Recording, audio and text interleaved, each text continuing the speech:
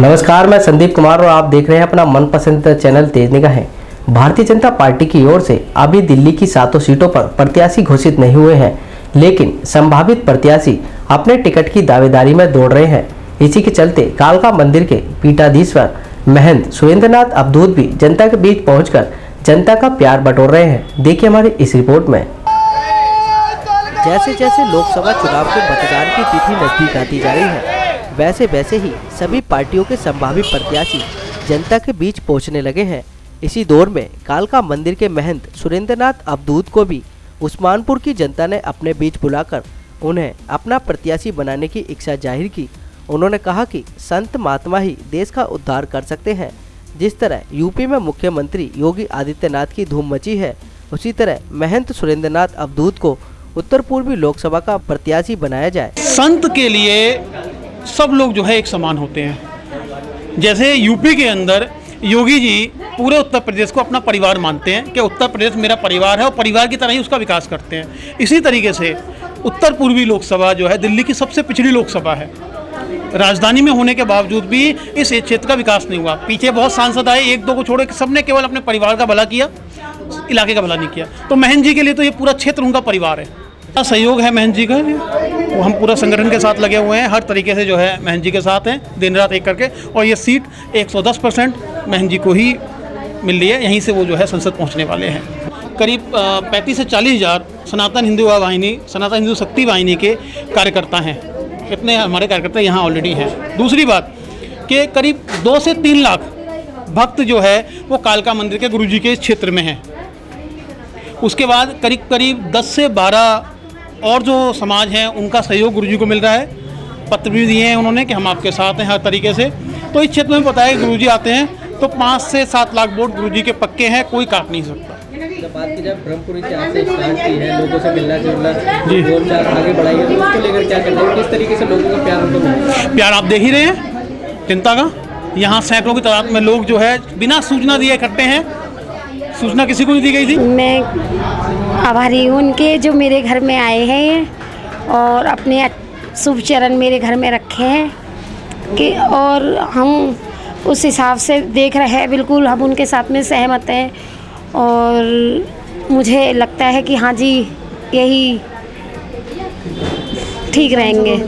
महंत जी हमारे लिए एक मार्गदर्शक है और महंत जी की छवि बहुत ही साफ़ है और हम ये चाहते हैं कि हमारे महंत जी इस बार सांसद का चुनाव लड़ें, क्योंकि हमें योगी आदित्यनाथ जी की तरह महंत जी चाहिए यहाँ पर, ना कि कोई नाचने गाने वाला चाहिए। हमारे वर्तमान सांसद जी यहाँ पर कोई भी खड़े नहीं उतर पाए, क्योंकि उन्होंने आज तक कभी इस क्षेत्र में ध्यान नहीं दिया। अब वो ज़ोर शोर से आके कभी किसी के यहाँ मीटिंग कर रहे हैं, कभी कहीं मीटिंग कर रहे हैं, तो इसलिए वो अब यहाँ क्षेत्र में दिखाई दे रहे, नहीं तो वो कभी क्षेत्र में दिखाई नहीं दिए। बहुत ज़्यादा आनंदित हैं और रोमांचित है इस बात को जानकर कि हमारे गुरुदेव अवधूत जी को, श्री सुरेंद्रनाथ जी अवधूत जी को यहाँ से सांसद के रूप में टिकट मिल रहा है। इससे बेहतर हमारे लिए कुछ नहीं हो सकता, क्योंकि अभी तक केवल हमने समस्याओं का ढेर देखा है इस क्षेत्र में, और यदि वो इस क्षेत्र में आ जाते तो हम समझते हैं योगी जी के समान ही एक दूसरे योगी हमें मिल रहे हैं, तो बहुत कुछ कर सकते हैं। हम यहाँ की समस्त जनता और समस्त गोपाल गोरक्षा दल, जिसमें 350-400 लोग जुड़े हुए हैं, वो सभी अवधूत जी के साथ हैं और हम ऊपर तक ये प्रार्थना करते हैं कि यहाँ से पक्का अवधूत जी को ही टिकट मिलना चाहिए। तो पार्टी जो निर्णय लेगी वो बढ़िया लेगी और संत जी यहाँ के लिए बहुत अच्छे रहेंगे। क्यों इस वजह से कह रहा हूँ कि जितने भी अब तक यहाँ पे सांसद आए हैं, लेकर के संदीप दीक्षित से या एचकेएल भगत के टाइम से भी बात की जाए, तो उन्होंने जमुना पार के इस तरफ को ध्यान दिया ही नहीं। जब भी विकास हुआ या तो गांधीनगर वाली बेल्ट पे हुआ या अन्य जगहों पे हुआ, परंतु इस बेल्ट पे कोई विकास नहीं हुआ। ले करावल नगर, सोनिया विहार, बुराड़ी, खजूरी, ये उस्मानपुर, शास्त्री पार्क, इन क्षेत्र में कोई किसी भी सांसद ने अभी तक विकास का ध्यान ही नहीं दिया। ये तस्वीरें इस बात का प्रमाण है कि उत्तर पूर्वी जिले की जनता महंत सुरेंद्रनाथ अवधूत को अपना भावी प्रत्याशी बनाने के लिए कितनी उत्सुक है। यही नहीं, उस्मानपुर के ब्रह्मपुरी में जब श्रद्धालुओं को पता चला कि महंत सुरेंद्रनाथ अवधूत महाराज उनके क्षेत्र में आ रहे हैं, तो जनता की खुशी का ठिकाना नहीं रहा। कोई उनका फूल मालाओं से स्वागत कर रहा है तो कोई पगड़ी पहनाकर तो कोई शॉल भेंट कर उनका अभिनंदन करने में लगा है। यह सभी चाहते हैं कि उत्तर पूर्वी लोकसभा को एक ऐसा सांसद मिले जो उनकी उम्मीदों पर खरा उतरे। इस मामले पर महंत सुरेंद्र नाथ अवधूत ने जनता के प्यार को सर्वोपरि रखते हुए क्या कुछ कहा, आप स्वयं सुनिए। देखिए, आज मेरे लिए तो बहुत हर्ष की बात है कि इस ब्रह्मपुरी क्षेत्र में हमारे सनातन हिंदू वाहिनी और सनातन हिंदू शक्ति वाहिनी के सभी कार्यकर्ताओं ने मिलकर आज एक छोटी सी बैठक यहाँ रखी है।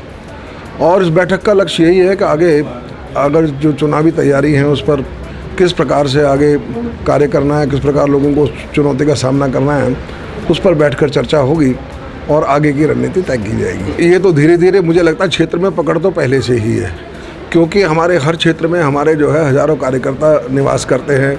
उसके अलावा श्री कालिका पीठ से जुड़े हुए लाखों श्रद्धालु भक्त जो है इस क्षेत्र में निवास करते हैं। तो जहाँ तक पकड़ की बात है, मुझे लगता है कि और मेरा जो इस बार चुनावी मैदान में आने का जो विचार बना वो हमारे सनातन हिंदू वाहिनी के कार्यकर्ताओं के कारण और यहाँ के निवास जो क्षेत्र के निवासी हैं उनके आह्वान पर ही मैं समझता हूँ मैं इस चुनावी मैदान में उतरा हूँ।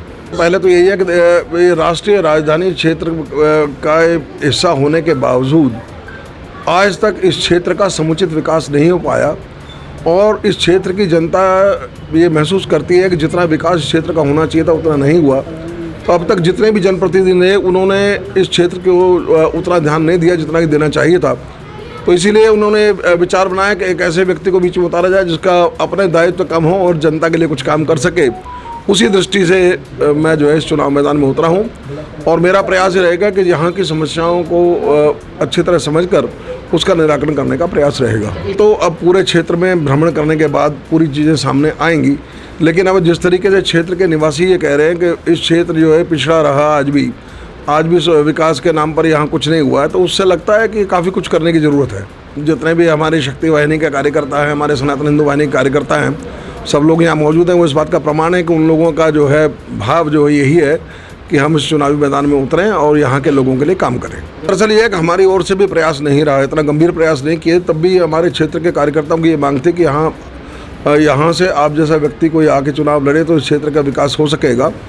और इस बार हमारे सनातन हिंदू वाहिनी के कार्यकर्ता संगठन क्योंकि हमारा काफ़ी मजबूत हो गया है और हमारे अधिकांश कार्यकर्ता इस क्षेत्र में हैं और मेरा क्योंकि ये अपना स्थानीय मैं यहाँ का निवासी हूँ, मैं बलबीर नगर में मेरा अपना पैतृक स्थान है।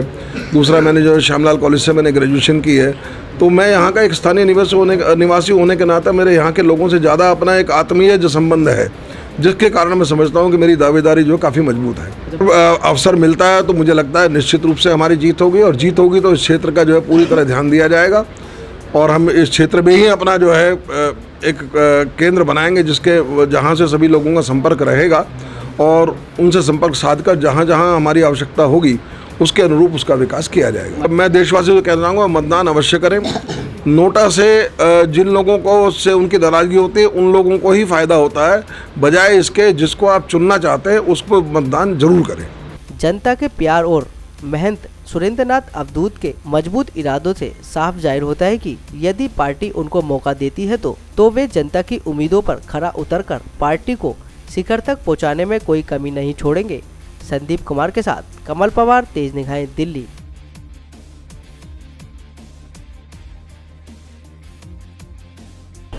तेज निगाहें के दर्शकों से अपील है, जिन दर्शकों ने अभी तक हमारे चैनल को सब्सक्राइब नहीं किया है तो तुरंत अभी हमारे चैनल को सब्सक्राइब कर लें।